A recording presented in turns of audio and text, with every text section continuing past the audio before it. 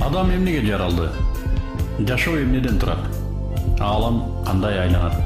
Ата-эне ким, жубай ким, бала ким? Атыл деген ким болуш керек?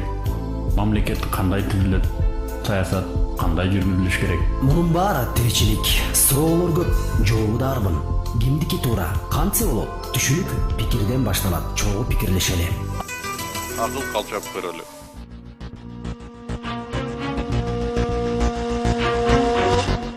Калыстык Аллахтын ыраазылыгына жетүүнүн негизги инструменти бул калыстык деп аталат. Эми калыстык качан пайда болот десе, Аллах субхану ва тааланы сүйгөндө гана. Аллах тааланы сүйбөй туруп, адамдар калыс боло албайт экен. Аллах, мен сени сүйдүм деп койгон менен адамдын жүрөгүндө Аллахка болгон сүйүү пайда боло бербейт экен. Эми Аллах субхану ва таала өзү айтып атат. Мага болгон махаббатыңыздарды далилдегиңиздер келсе, мен сүйгөн пайгамбарды сүйүңүздөр деп атат. Демек, мусулмандардын Мухаммад Мустафа саллаллаху алейхи ва салламды сүйүүдөгү негизги максат эмне десе, Аллах субхану ва тааланы ыраазы кылуу, ага болгон сүйүүнү билдирүү.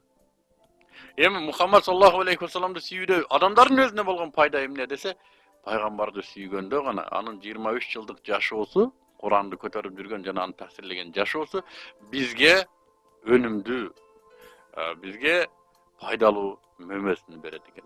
Мисалы үчүн биз бирөө жарымды жактырбай туруп, анын кылган ишин кыла албайбыз. Ошондой эле пайгамбарды жактырып эмес, аны сүймөйүнчө анын кылган ишин биз кыла албайт экенбиз. Пайгамбарыбыз кайсыдыр бир отуруштарда айтып атат. Эч бир мусулмандын ыйманы толук болбойт, ал мусулман өзүнүн жаны малынан мени артык көрмөйүнчө деди. Муну уккан Хазирети Умар, "Я Расулуллах, мен сени малыман, дүнүйөмөн артык көрөм, бирок жаныман артык көрө албайм" деди.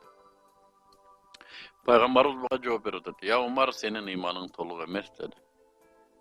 Умар чочуп кетти. Бирок ошол учурда Аллах субхану ва тааланын ызы менен Умар түшүндү.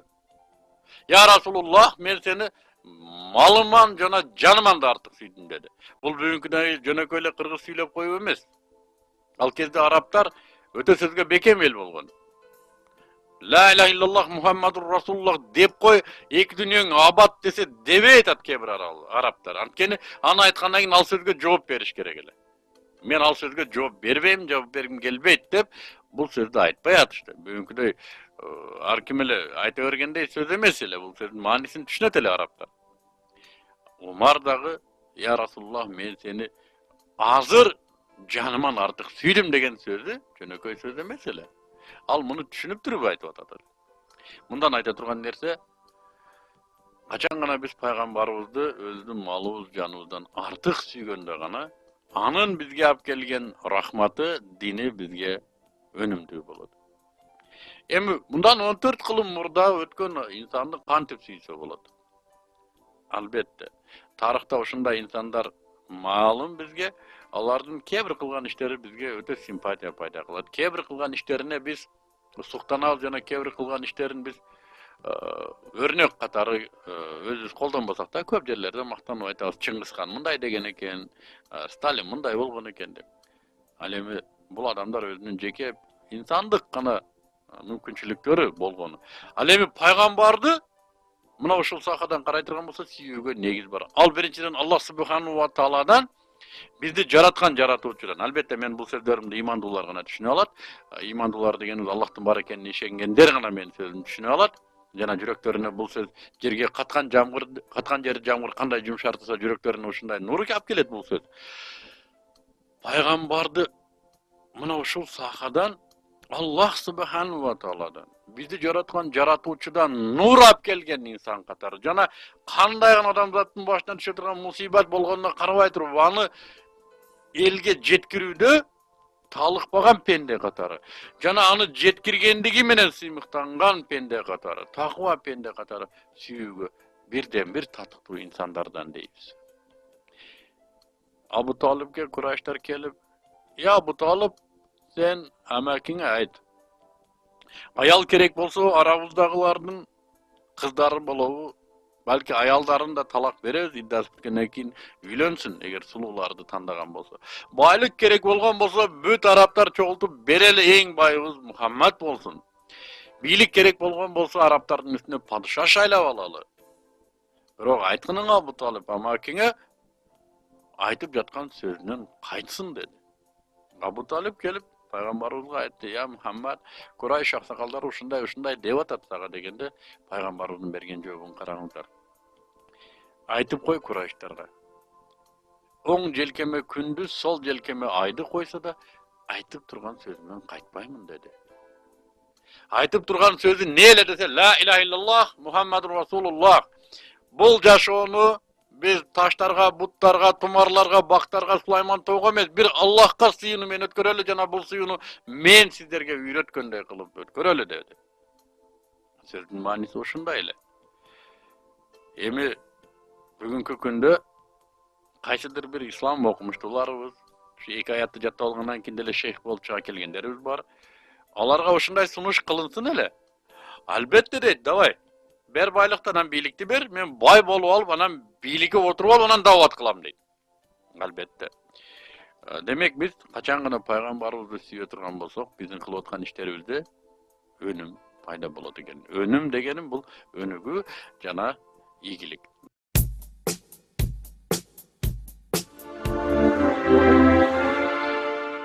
Ийгилик, мисалы үчүн, динден түшүнүү жок адамдар үчүн бул маселе ишиңизде карьеранын көтөрүлүшү ийгилик болуп эсептелиши мүмкүн. Аялыңызга ойношуңуз менен ойноп колго түшпөй калсаңыз ийгилик болушу мүмкүн. Эгерде начальнигиңизге пара бериш керек болсо, азыраак пара берип калсаңыз ийгилик болушу мүмкүн. Эң жаманы. Ал эми эң жакшы ийгилик деп аталгандар бул албетте эч кандай кыжалатчылыгы жок жана аброюңуз менен таза жашап өткөндө ийгилик десе болот. Бул динсиз адамдардын түшүнүгү боюнча. То есть биздин динсиз адамдардын ийгилиги кандай десе ушундай деп жооп берет элек. Ал эми ийгиликке мусулмандардын көз карашы кандай десе, Алла субханаху таала бул жашоону сыноо деп атады да. Демек сыноо болгондон кийин бул жашоодо албетте проблемалар болушу керек. Сыноонун негизги критерии бул жашоодогу проблемалар. Балким бул өлүм болор, балким оору болор, балким тонолуу, балким авария, кырсык ар түрдүү нерсе бул проблема. Жолсом жөн эле айткан нерсеңизди балаңыз аткарбай атат. Бул деле проблема. Масштабына карабай туруп. Мусулмандар буга кандай карайт? Мусулмандар айтат, проблема болот. Ийгилик эмне десе, проблеманы чече билүүнү ийгилик дейт.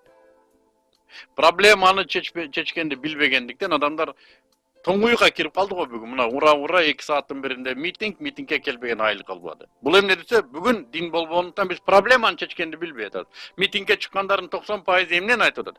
Биздин турмушубуз начар деп атат. Турмушун как будто Бакиев үйүнө кирип, чайын кайнатып, оокатын кылып бере тургансыз. Жок. Турмуштун начардыгы алардын өздөрүнүн турмушту начар уюштургандыгынан. Америкада деле митинг бар, мисалы үчүн 2 кабат үйү бар, 4 машинеси бар, америкалык деле митингке чыгат, ал деле айтат, турмушум начар деп. Демек, турмуш жакшы же начар экендигине критерий эмне десе, адамдын нафсиси. Улуу Атамекендик согушта, 2-дүйнөлүк согушта аттын тезегин жууп, ичинде чайналбай калган арпаларды жеген адамдар деле өзүн бактылуу сезген. Себеби алар өзүнүн нафсисин ушунчалык деңгээлде ооздуктаганды билген. А бүгүнкү күндө биз айтып атпайбызбы? Японияда 2 этаж особняк үйү бар, 4 машинеси бар, сойку деле турмуштун начардыгына наалыйт да, ал деле профсоюз керек бизге деп митингке чыгып атпайбы. Демек, бүгүнкү күндө ийгилик эмне десе, адамдарда проблема болот, бирок ошону чече билүүнү биз ийгилик деп атайбыз. Алла субханаху таала мусулмандарга айтып атат. Араңыздарда бир топ болот деп атат. Ал топ адамдарды жакшылыкка жетелеп, жамандыктан токтотот, жана мына ошол топ ийгиликке жетүүчү деп атат. Аллах субханаху тааланын бизге жеткирген түшүнүгүндө ийгилик эмне десе, бул жашоодо проблемаларды чече билүү жана келечек жашоодо албетте бейиш.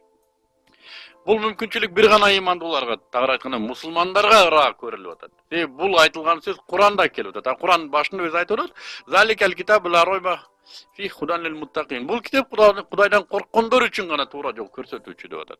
Капырлар үчүн, жобосом сектанттар үчүн бул китеп эч кандай роль аткарбайт. Аларга болгон бир китеп болушу мүмкүн. Бирок бул мусулмандарга столунда ачылып туручу, күндө баракталып туручу, күндө проблемаларга жооп издөөчү китеп болуп эсептелет. Жана ушул китепте айтып атат, ийгиликке жетүүчүлөр мына ушулар. Ал кайсы ийгиликти де бул жашоодо проблеманы чече билүү жана аны чече билгендиги үчүн Аллах субханала ва таала айткан формула боюнча чечкендиги үчүн келечек жашоодо бейишке чыгуу. Демек, бүгүнкү күндө биздин коомдун негизги проблемасы эмне десе, алдына коюлган проблеманы чече билбегендиги. Проблеманы Бакиев чечиш керек эле, проблеманы Кулов чечиш керек эле, проблеманы Буш чечиш керек эле, проблеманы тиги. Только мен чечпейм. Мына ушундай болот. Эмнеге өмүр сеники, курсак сеники, акырет сеники. Эмнеге сен өзүң чечпейсиң? Бүгүнкү күндө бизде негизги проблема биздин ошо проблеманы чече билүү колубузда турат. Жана аны чече билбегендигибизде турат. Албетте бул ийгилик деп аталбайт, жана бул эле турмушта бизди бир эмес, бир нече эле жүдөтүп койду. Бизде байланышта дагы бир радио угуучу. Алло. Алло. Саламу алейкум. Саламу алейкум дегенде алейкум ассалам деш керек да негизи өзү. Мен сизге жакшылык тилеп атам. Рахмат дейбиз. В этом мир угуп атам да. Атыңыз ким? Атым радио угуучу. Радио угуучу же. Ар бир сөзүңүз эле проблема деп атасыз. Проблеманын кыргызчасы эмне? Проблеманын кыргызчасын сиз которуп бере аласызбы? Өзүңүз эме айтып аткандан кийин проблеманы мен түшүнбөй атам, ошон үчүн суроо берип атам. Мен анда муну дагы эмки уктуруубузга даярдап келейин жана радио угуучуларга кайрылайын. Но радио угуучу эжебиз проблема эмне деп аталышын билбейт экен. Билгендериңиздер бизге байланышка чыгып коюңуздар. Азыр мен муну үйрөнгөнчө проблема деп атап тура берейин.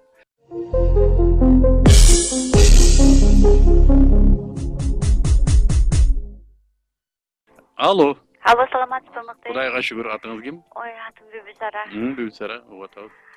Ошо мен сиздин передачаңыз менен колдонуп, рахматымды айтып коеюн делдим. Алла разы Ошо өткөндө сиздин ордуңузда жакшы атын билбей атам, Саид Бакасов эле. Саид Бакасов. Ошого рахматымды айтып коеюн делдим. Келип мага кичине продукты питания мага окшогон инвалидтерге ушундай боорекер адамдар көп болсо, анан ушундай силердин передачаны угуп дагы мага Гүлүмкан деген аял кайрылды. Иши кылса ушундай боорекер адамдар көп экен арабыздачы. Ошолорду азыр мындай ушул передачалардан колдонуп угуп атса менден рахматты айтып коеюн. Рахмат сизге да Бүбүсара, Аллах субханала ва таала сизге да өмүрүңүздү узун кылган болсун. Сизге берген сыноолорду сизди жеңил жеңүүчүлөрдөн кылган болсун. Жана биздин коомубузда сиз айтып аткандай, өздөрүнүн проблемаларын чечип, ийгиликке жол алып, жана башкалардын дагы ушу проблемаларын чечүүгө жардам берүүчүлөрдүн көбөйгөнүн бизге насип эткен болсун. Албетте сиздин айтып аткан шүгүрүңүз Аллах субханала ва тааланын кулагына дагы жылуу жагымдуу сөздөрдөн болуп эсептелет. Бизде байланышта дагы бир радио угуучу. Алло. Assalamu alaikum. Ва алейкум ассалам. Ушул бизде суроо бар эле да. Атыңыз ким? Менин атым Адилет болот. Адилет. Ошо бизде исламды ушул жаңыдан үйрөнүп келаткан адамдар элек да. Алла разы болсун.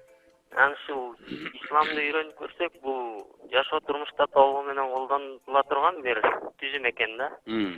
Азыркы күндө бир исламдын кээ бир гана тармактары аткарылып атат. Эми ошол толук ислам жашоо турмушта колдонулушу үчүн биз эмне кылышыбыз керек? Ушул суроого жооп берип койсоңуз. Рахмат. Мен бир суроо берейин, Адилет. Кайсы тармактары бүгүн колдонулбай турат деп айткыңыз келет? Эми мисалы исламда ошол экономика тармагы мисалы исламда чечилбейт. Байлыкты бөлүштүрүш жагы бул исламдыкындай эмес да. Исламда мисалы ошонун бардыгы чечилген экен да. И ошол жаза чара жагы бардык жагы мындай чечилген. Азыркы күндө мына исламдык как адеп ахлак катары, бир ибадат катары эле ошол сыяктуу эле үйрөнүлүп атат да. Рахмат Адилет сизге. Мен түшүндүм. Менимче эгерде исламды жаңы баштоочулар ушундай суроолорду бере баштаган болсо, анда жаңы баштоочуларга Аллах субханала ва таала разы болгон болсун, Адилет. Мен сурооңузга түшүндүм. Мен буга жөнөкөй эле мына сизге караганда мен жаңы баштоочу катары жооп берейин. Бул мектеп билимине салыштыра турган болсок, 1-класстан 10-класска чейинки билим алуу процесси деп эсептелет. Качан гана биз мектепти бүткөндөн кийин орто билим алган киши катары андан ары кайсыдыр бир кесипти тандоочу болуп, тандаган кесибибиз менен андан ары алектенип, шугулданып жашообузду улантабыз, рызкыбызды табабыз. Бүгүнкү күндөгү мен кыргыз коомчулугун, үммөтүн мына ушул мектеп окуучуларына салыштырат элем. Биз бүгүнкү күндө үммөткө өзүнүн бийик даражада үммөт экендиги, Аллах субханала ва тааланын эрежеси менен жашаса ийгиликке жетүүчү экендиги жөнүндө сабак берип келүүдөбүз да. 3-чү класста окуп атабы, азыр элибиз 9-чу класста окуп атабы. Муну убакыт жана тарых көрсөтөр. Эми качан гана ислам жөнүндө бүгүнкүдөй бизге шарт дайым түзүлүп тура турган болсо, биз ислам жөнүндө жалпы журтка толук маалыматты бере алганыбыздан кийин, жана мектеп системасына салыштырганда орто билимди берип бүткөндөн кийин анан эл өзү бир күн айтышы мүмкүн. Эй туугандар. Муну өткөндө радиодон Адилет деген бала айтты эле. Исламда экономика чечилиптир. Исламда социалдык маселелер чечилиптир, жаза колдонуу, жана кылмыш маселелери чечилиптир. Келгиле, мына ушул кесип менен шугулданан дейиши мүмкүн да. Ал үммөттүн өзүнүн келечектеги тандоо мүмкүнчүлүгү. Же болбосо, жок келиңиздер биз 2 күндүн биринде митинг кылып жүрө берели, биз 2 күндүн биринде эле ушу айыл болуп, уруу болуп согуша берели, анан түштүк түндүк болуп бөлүнөлү дей турган болсо, ал деле элдин өзүнүн калоосу.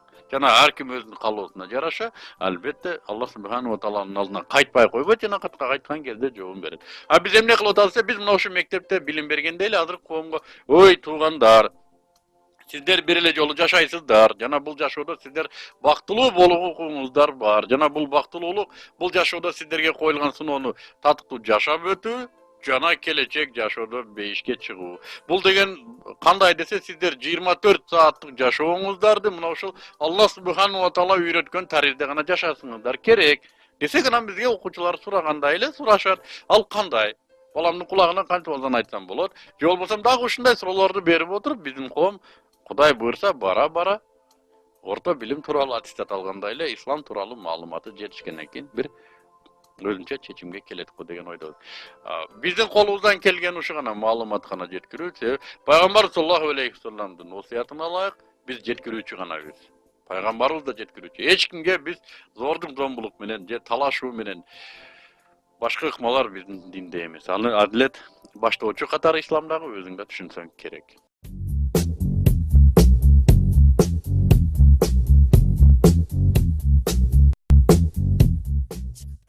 Азыр ошо суроом Палестиналыктар жөнүндө да. Аксан мечети. Азыр биздин мойнубузда кандай болот? Эми Палестинада болуп жаткан иштер, зулумдуктар, биздин мойнубузда жоопкерчилик жөнүндө биз кандай жооп беребиз кийин? Абдулла, сиз Палестина сайттарына көп кирет окшойт. Эми телевизордон дагы эле айтышат да. Рахмат, мен түшүндүм. Абдулла, бул жашоо жөнөкөй жашоо эмес. Аллах субханаху ва таала мазлумдардын дуасын кабыл алуучу деди. Бүгүнкү күндө Палестина мусулмандары мазлум, жана аларга биз дуа кылсак, биздин да дуаларыбыз кабыл болуучу. Ким өз дуа кылды? Кайсы имам мечитте Палестинадагы мусулмандарга дуа кылды? Кайсы жамаат имамдан ушуну талап кылды?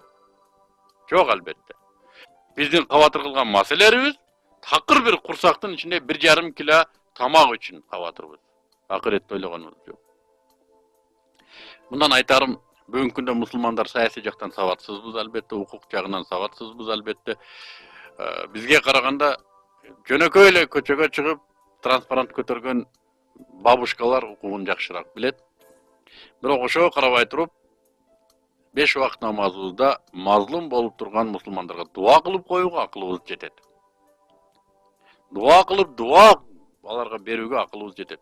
Мына ушуну да кылып койбосак анда билбедим кандай жооп беребиз. Ал эми келечекте эл аралык калым катнаштар кандай болот, биздин элибиз исламга болгон мамилеси кандай болот? Биз Палестинагабы, Ираккабы, каяка болбосун биздин бере турган жардамыбыз ошондон көз каранды болот.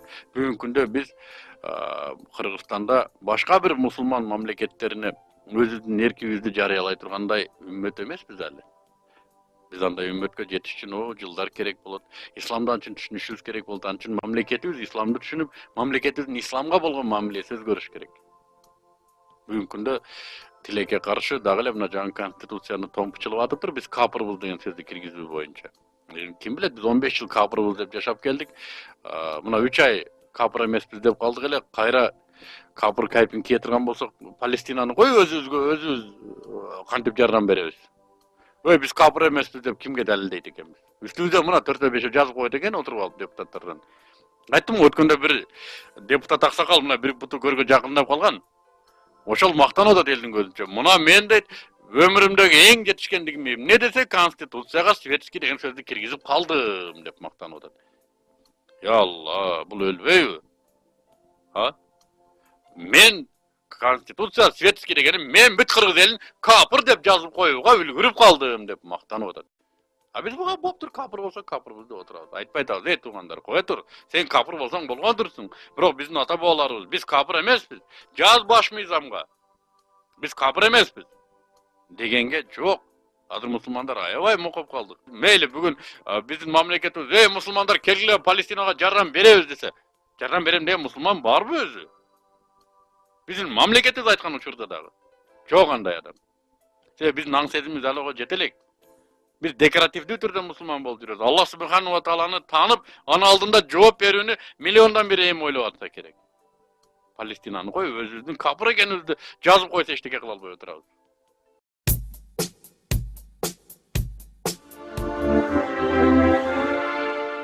Bizdin elde baktılуу bolup жашоого укуктуу biz ушуга күйүнөбүз. Бактылуулук колубузда турат, биз ушуну барктай албай турабыз. Биз тетирисинче башка жактардан бизге монтаж кылып койгон бактылуулукту издейбиз. Жок, айланып кетейиндер. Биздин ата бабаларыбыз өз жашоосун билген, өз эрежесин билген, жана алар бактылуу болуп келген. Биз да ошондой болуп кыжалатсыз жашоого татыктуубуз. Эми урматтуу радио угуучулар, бүгүнкү берилген мүмкүнчүлүк дагы аягына чыгып бара жатат. Сөзүмдүн аягында albatta Allah Subhanahu wa Ta'ala ошону уктурууну угуп жаткандарга ыраазы болгон болсун. Кимдир бирөөлөрдүн ой жүгүртүүсүн бир азга болсо дагы алдыга түрткөн болсок, демек биздин максатыбыз өз жемишине жеткен болот. Негизгиси ар бир адам өлүмдөн качып кутула албайт жана өлө турган учуру анык. Allah Subhanahu wa Ta'ala эненин курсагында жатканда жазды. Бирок бул бизге гана анык эмес. Демек Пайгамбарыбыз айткандай, оң жагыма салам берип, сол жагыма салам бергенче өлүп каламбы дегендей. Биз дагы эки жакты караганча жан таслим келип кала турган болсо, эмне кылабыз андан ары? Мусулмандар өлүмдөн коркпойт, өлүмдөн кийинки жашоодон коркот. Өй, мен мусулманмын деп аткан бирадарлар, Allah Subhanahu wa Ta'ala'nын алдына барганда кандай жооп беребиз бүгүнкү коом үчүн? Бүгүнкү көчөдө жүргөн кыздар үчүн кандай жооп беребиз? Бүгүнкү бузук кылып жаткандар үчүн кандай жооп беребиз? Бүгүнкү өзүбүздүн ачкы отурган балдарыбыз жөнүндө кандай жооп беребиз? Жана өзүбүздүн динибиз үчүн кандай жооп беребиз? Муну ойлосоңуздар, чачыңыздар агарып кетер эле. Келиңиздер. Биз бактылуу болууга татыктуубуз. Биз кыжалатсыз жашоого татыктуубуз. Biz dıykançılık kılıp dıykanımızdan kanday ырахат тапкан болсок, өстүргөн балдарыбыздан ошондой ырахат табууга татыктуубуз. Biz өстүрүп аткан балдарыбыз бизге ошондой ырахатты береби же бизди ашка жүк, башка жүк деп карлар үйүнө тыгып коебу?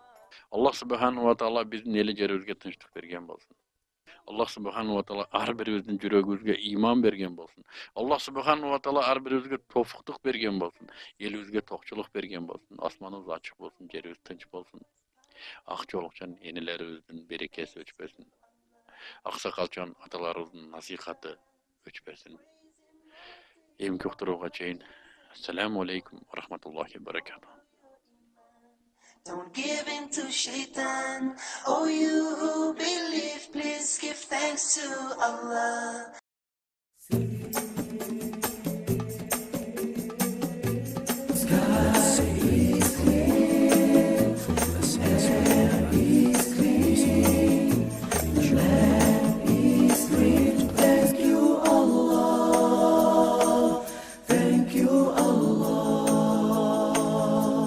Адам эмнеге жаралды? Жашоо эмнеден турат? Алам кандай айланат? Ата-эне ким, жубай ким, бала ким? Атыл деген ким болуш керек? Мамлекет кандай түзүлөт? Саясат кандай жүргүзүлүш керек? Мунун баары тиричилик, суроолор көп, жообу дарбын. Кимдики туура, кантсе болот? Түшүнүк пикирден башталат, чогуу пикирлешели.